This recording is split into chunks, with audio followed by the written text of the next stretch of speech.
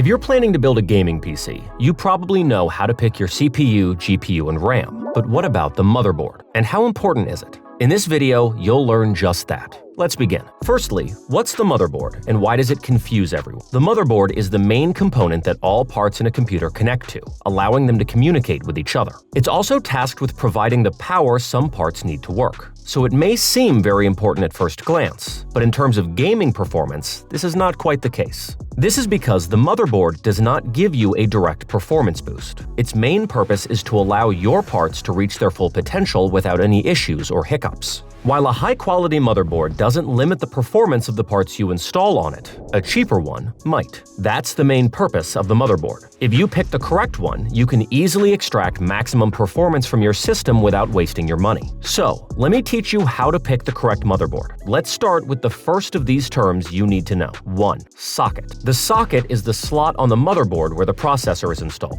As not all processors have the same socket design, this is the main determining factor in processor and motherboard compatibility. So, you need to look for a motherboard compatible with your chosen processor. For example, an AM5 processor can only be installed on an AM5 motherboard. 2. Chipset. The chipset is the main circuitry that handles the data flow between the processor, memory, storage, and other peripherals. These chipsets, designed by AMD or Intel, determine the basic capabilities and limits of the motherboard. The features of these chipsets divide motherboards into segments. Generally, as the chipset tier increases, more features can be added to the motherboard and higher quality models can be produced. But the most common mistake people make here is thinking that the chipset is everything. For example, a high-quality B650E motherboard can be better than an entry-level X670 motherboard. This is because the competition between different manufacturers also comes into play here. While some models focus on being as affordable as possible, some aim to provide high-end features by using the chipset to its fullest potential.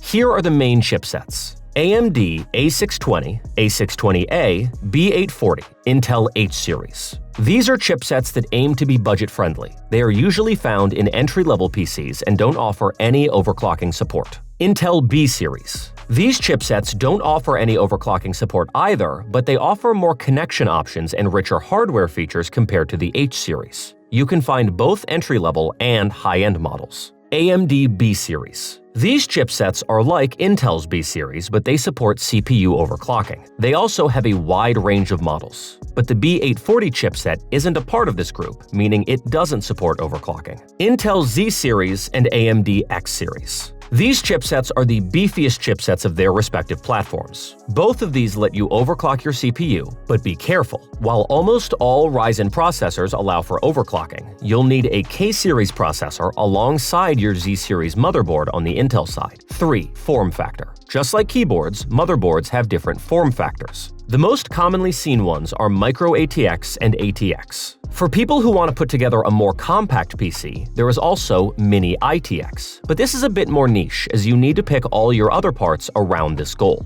A bigger form factor allows for more features to be added, but there's an important point you need to pay attention to here. Not every ATX motherboard is better than every M.ATX motherboard. Just like with chipsets, the main deciding factor is the model of the motherboard and the features it provides. If your goal is to have a case that looks fuller and flashier, you can go for ATX motherboards. But if your priority is to just buy a high-quality motherboard, this isn't really a criterion you should pay attention to. Still, make sure the case you pick is compatible with your chosen motherboard. 4. VRM. It's now time to go deeper into the technical side of things. VRM is the power circuit that provides the processor with the voltage and power it needs. Motherboards with a high-quality VRM can run more powerful processors more stably, but to be honest, this subject is a bit overblown. Nowadays, a vast majority of AM5 motherboards come with VRMs that are more than enough for mid-range processors. VRMs failing to feed the CPU isn't the common sight it used to be a while back. Still, it makes sense to choose a model with a powerful VRM while you're at it. Just don't base your entire decision on this.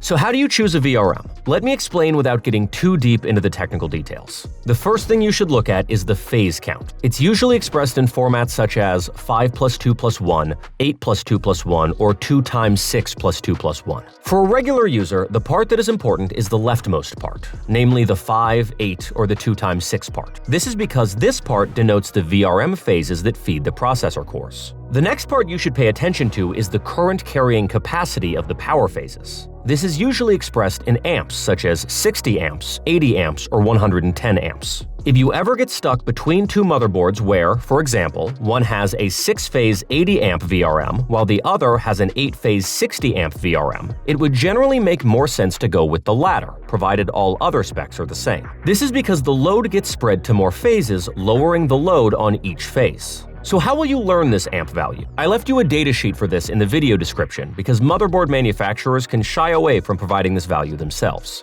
After the phase count and the amperage, you can also check the type of the power stage. But let me warn you from the start, you don't have the luxury to choose this on cheap motherboards. You'll most often see this on mid to high-end motherboards. From worst to best, we can list the power stages as such: 1H1L, 1H2L, DRMOS, and SPS. But keep in mind that it's hard to notice these power stages during daily usage as long as your phase count and ampere values are sufficient. 5. RAM and M.2 slots. This is a very basic subject, but this is also where we see the most deceptive marketing. RAM slots, as you can guess from the name, are the slots you install RAM into. However, the main thing you need to pay attention to relates to DDR5 motherboards. Using 4 modules on DDR5 is not stable at all, especially at high frequencies. So I recommend using 2 modules whenever possible. Don't go for motherboards with more RAM slots just because they look fuller. In fact, some mid-range motherboards with only 2 RAM slots can be very good options with their other features. For example, the Gigabyte B850M Force.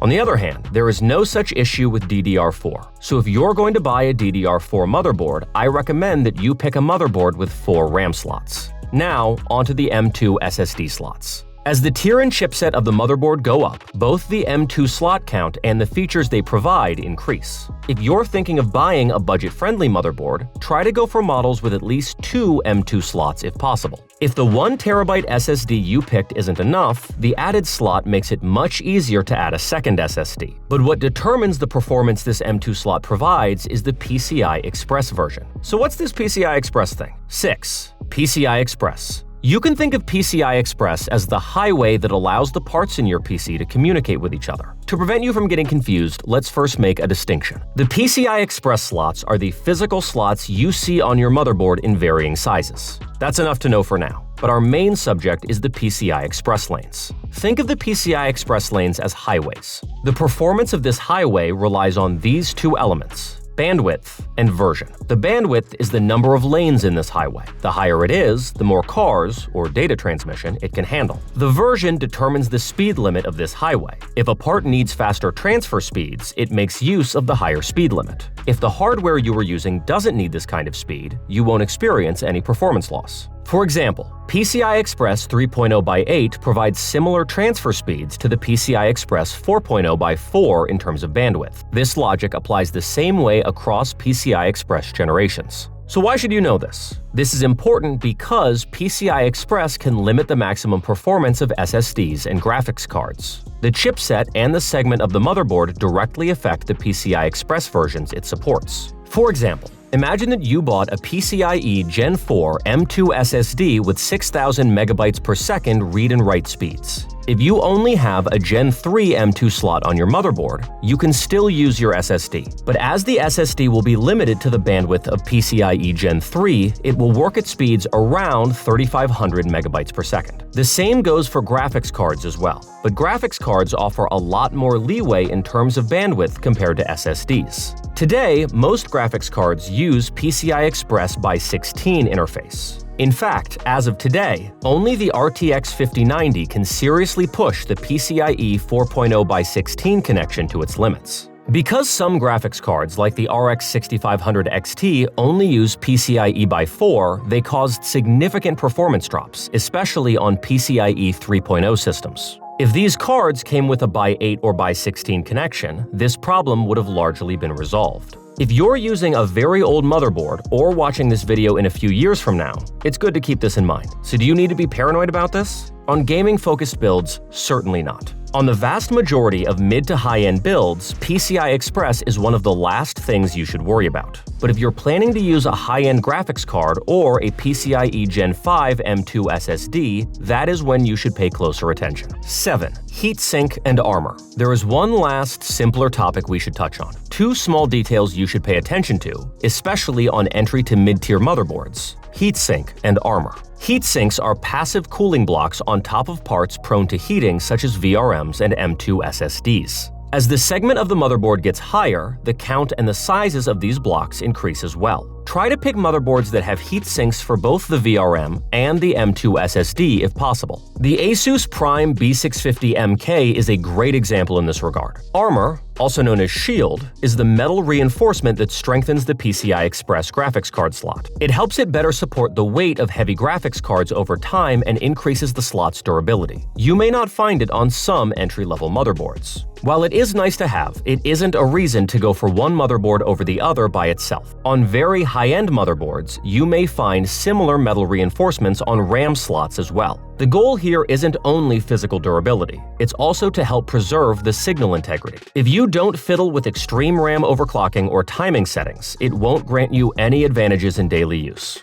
Now you know how to pick a motherboard, but if you're still confused, I will leave some of my motherboard recommendations below in the description and the comments. Feel free to check those out as well. If you liked the video, don't forget to hit the like button. If not, feel free to dislike it. Stay mysterious until the next video. Take care and bye.